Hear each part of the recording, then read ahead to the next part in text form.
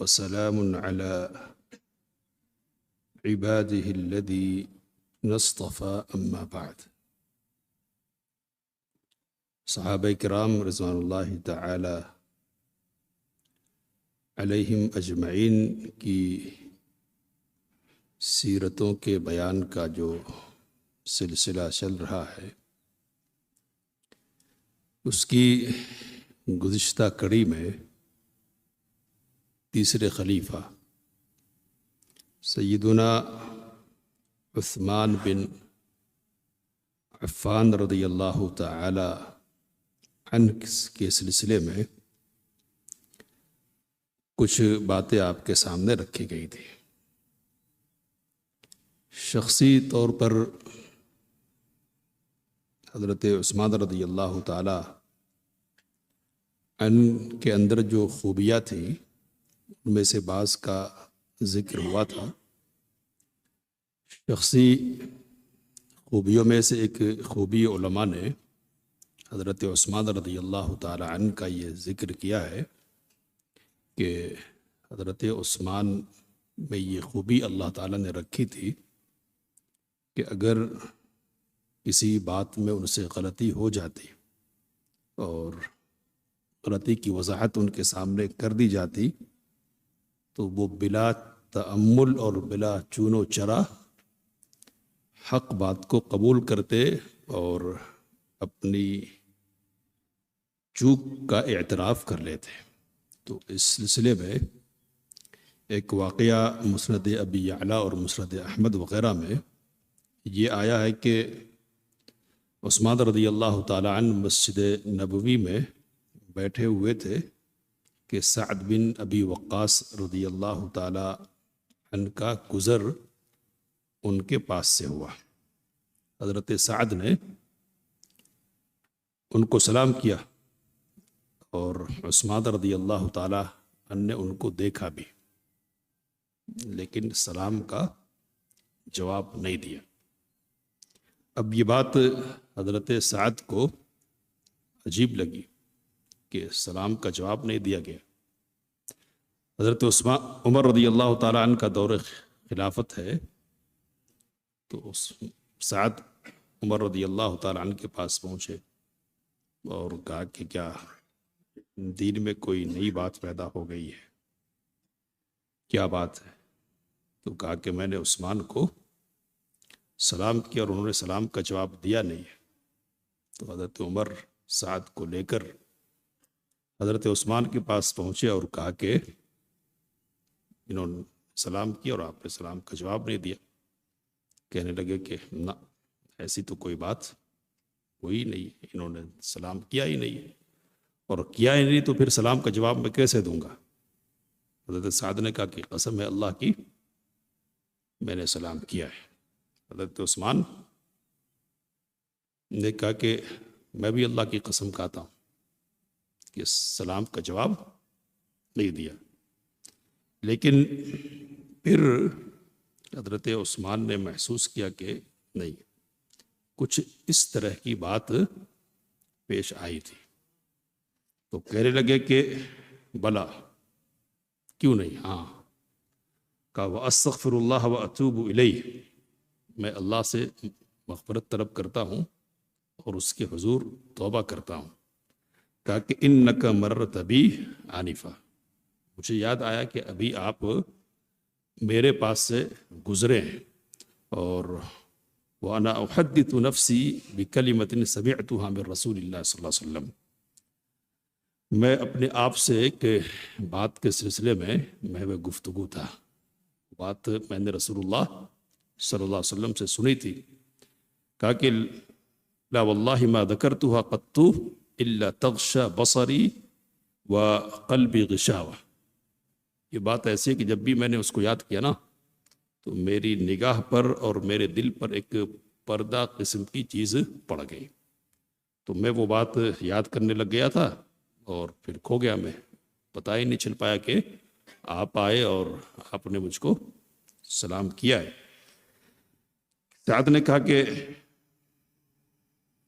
میں آپ کو بتاتا ہوں کہ وہ کیا بات ہے۔ تو انہوں نے بتایا کہ بات کیا تھی وہ، کہ رسول اللہ صلی اللہ علیہ وسلم نے ایک دعا کے سلسلے میں فرمایا کہ پہلی دعا ہے یہ، اور پہلی دعا کا مطلب یہ کہ جب دعا کرنا شروع کرے نا تو اس کو شروع میں کرنا چاہیے. کیا بات ہے. تو یہ بات نبی کریم صلی اللہ علیہ وسلم نے کی لوگوں میں، اور پھر ایک دیہاتی آیا اور اس نے بات میں مشغول کر دیا نبی صلی اللہ علیہ وسلم کو، اور پھر آپ صلی اللہ علیہ وسلم بھول ہی گئے بتانا. تو کہتے ہیں کہ میں پیچھے پیچھے ہو لیا نبی صلی اللہ علیہ وسلم کے، اور تیز دوڑنے لگ گیا جب مجھے یہ خدشہ محسوس ہوا کہ رسول صلی اللہ علیہ وسلم مجھ سے آگے بڑھ جائیں گے. تو نبی صلی اللہ علیہ وسلم نے محسوس کیا کہ کوئی تیزی سے آ رہا ہے.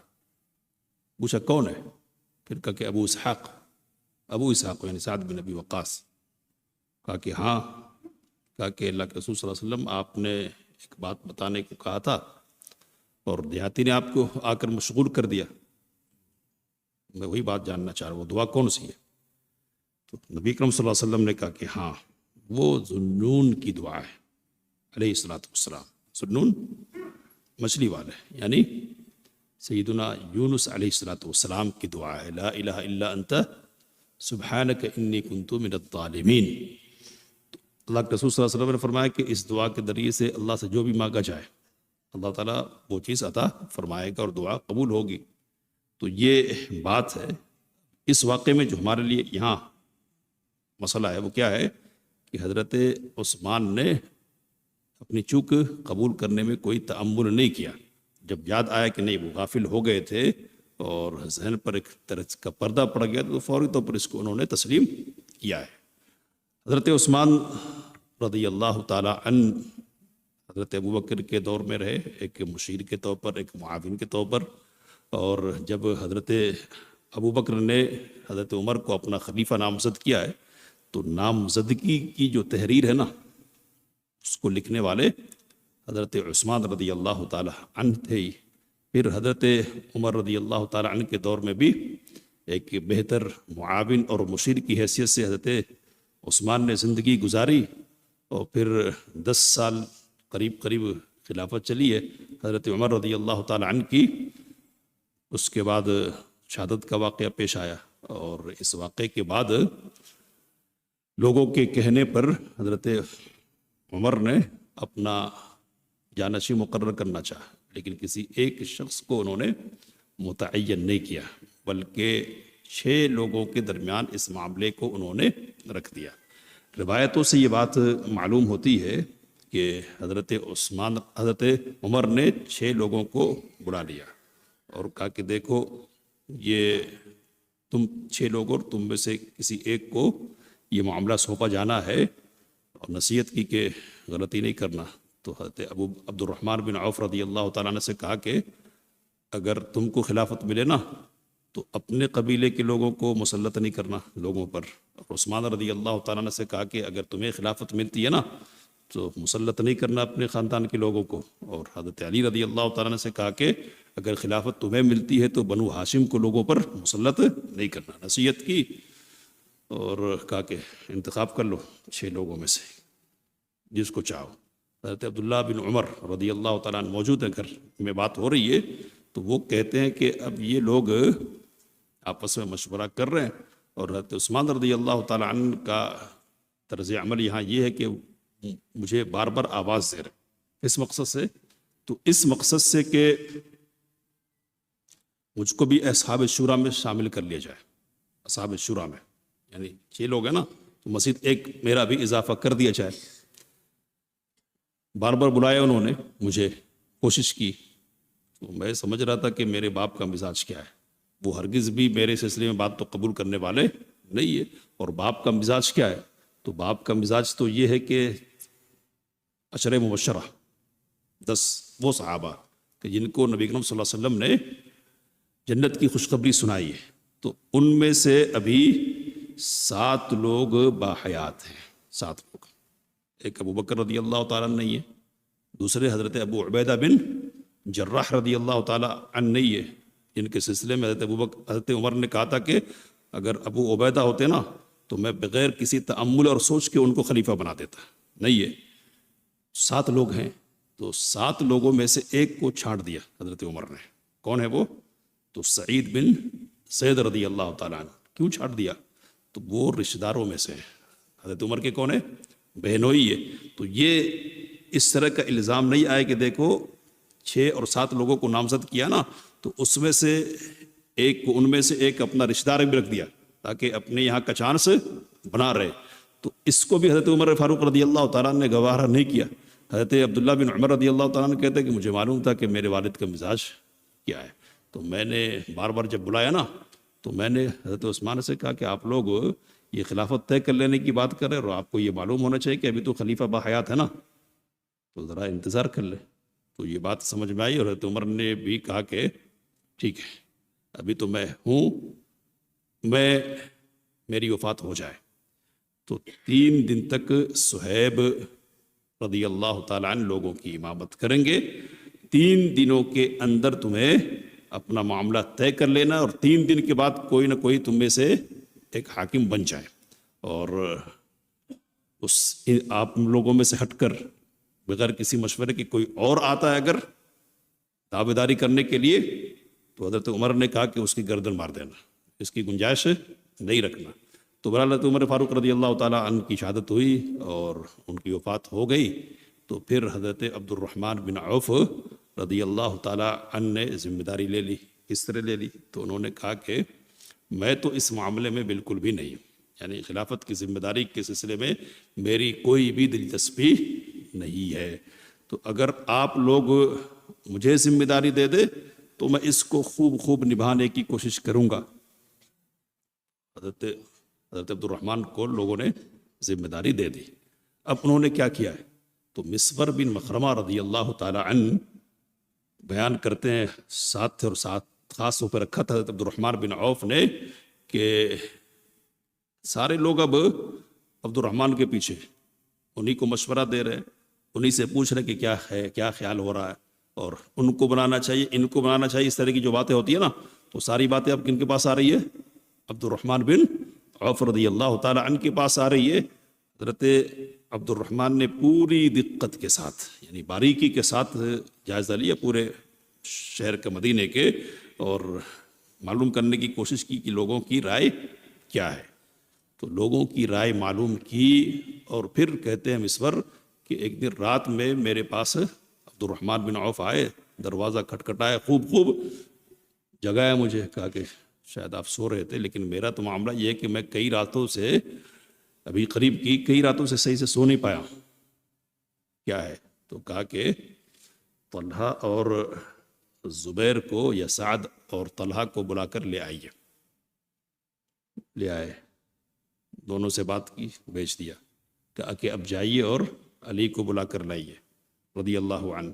حضرت علی آئے، گفتگو کی اور کہتے کہ اندازہ یہ تھا کہ حضرت علی بھی خلافت کی امیدواری رکھتے ہیں. پھر حضرت عثمان رضی اللہ تعالیٰ عنہ کو بلایا اور ان سے بھی گفتگو کی. بہرحال یہ بات تو ہو گئی. ایک دوسری روایت میں جو تصویر ہے وہ یہ کہ حضرت عبد الرحمن بن عوف نے کہا کہ آپ میں سے جو لوگ دستبردار ہونا چاہے نا، دستبردار ہو جائے 6 لوگوں.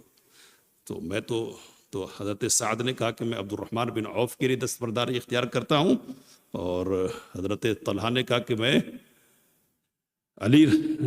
عثمان کے لیے دستبرداری اختیار کرتا ہوں، اور حضرت زبیر نے کہا کہ میں علی کے لیے دستبرداری اختیار کرتا ہوں. تو 6 میں سے اب کتنے رہ گئے؟ 3 رہ گئے. حضرت عبد الرحمن نے کہا کہ میں بھی الگ ہو جاتا ہوں. اب کتنے رہ گئے؟ 2 لوگ رہ گئے.